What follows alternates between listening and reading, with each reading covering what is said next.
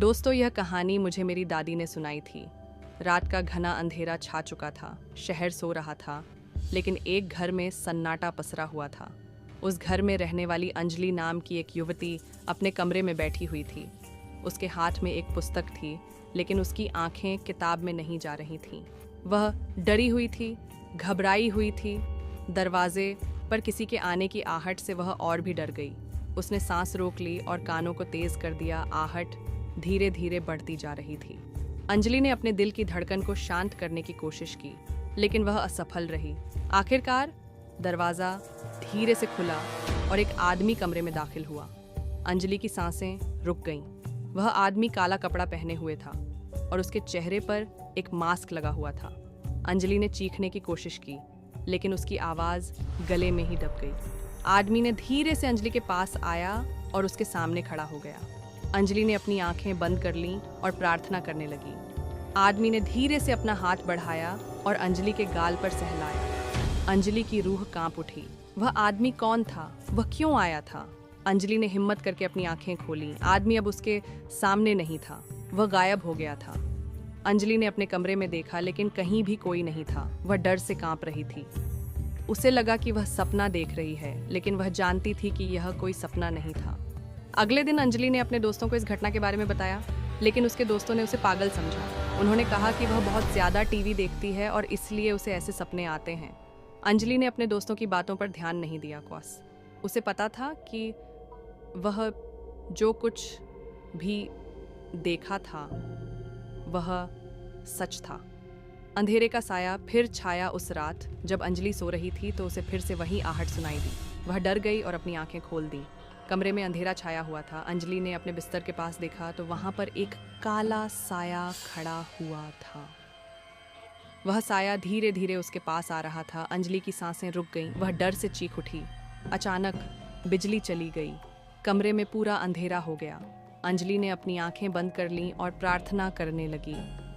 वह डर से कांप रही थी। उसे लगा कि वह मर जाएगी। कुछ देर बाद बिजली आ गई। अंजलि ने अपनी आंखें खोलीं। कमरे में अब अकेले थीं। साया गायब हो गया था। अंजलि ने अपने कमरे में देखा, लेकिन कहीं भी कोई नहीं था। वह डर से कांप रही थी। उसे समझ नहीं आ रहा था कि क्या हो रहा है। अगले दिन अंजलि ने अपने दोस्तों को फिर से इस घटना के बारे में बताया, लेकिन उसके दोस्तों ने फिर से उसकी बातों पर ध्यान नहीं दिया। उन्होंने कहा कि वह बहुत ज़्यादा डरती है और इसलिए उसे ऐसे सपने आते हैं। अंजलि ने अपने दोस्तों की बातों पर ध्यान नहीं दिया। उसे पता था कि वह जो कुछ भी देख रही थी वह सच था। उस रात अंजलि ने अपने कमरे में एक कैमरा लगा दिया। वह जानना चाहती थी कि क्या सच में कोई उसके कमरे में आ रहा है या नहीं। रात को जब अंजलि सो रही थी तो कैमरे ने एक आकृति रिकॉर्ड की। वह आकृति धीरे धीरे अंजलि के बिस्तर के पास जा रही थी। अंजलि की सांसें रुक गईं। वह डर से कांप रही थी। अगले दिन अंजलि ने कैमरे की रिकॉर्डिंग देखी। उसने देखा कि एक काली आकृति उसके बिस्तर के पास जा रही थी। वह आकृति का चेहरा नहीं दिख रहा था। अंजलि डर गई। उसे लगा कि उसके कमरे में कोई भूत है। अंजलि ने अपने दोस्तों को कैमरे की रिकॉर्डिंग दिखाई। उसके दोस्त भी डर गए।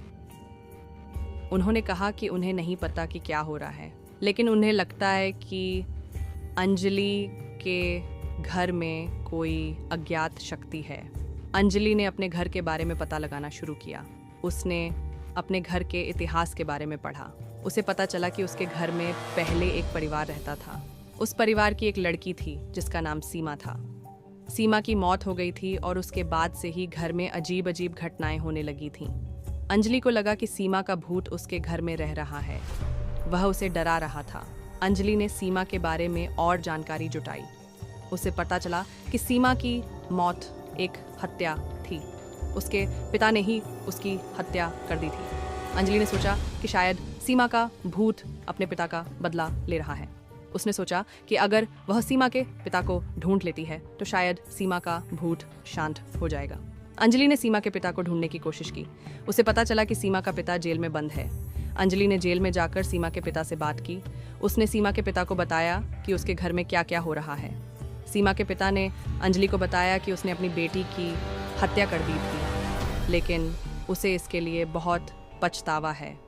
उसने अंजलि से कहा कि वह सीमा के भूत को माफ़ कर दे। अंजलि ने सीमा के पिता को माफ़ कर दिया। उसने सीमा के भूत से भी माफ़ी मांगी। उसके बाद से अंजलि के घर में कोई अजीब घटना नहीं हुई। सीमा का भूत शांत हो गया था। अंजलि को अब पता चल गया था कि डरने की कोई ज़रूरत नहीं है। उसे अब पता था कि कैसे डर पर काबू पाया जा सकता है। उसने अपने दोस्तों को भी इस बात का एहसास कराया कि डरने की कोई ज़रूरत नहीं है। अंजलि की कहानी हमें सिखाती है कि डर पर काबू पाया जा सकता है। हमें डरने की ज़रूरत नहीं है। हमें सामना करना चाहिए और सच्चाई का पता लगाना चाहिए।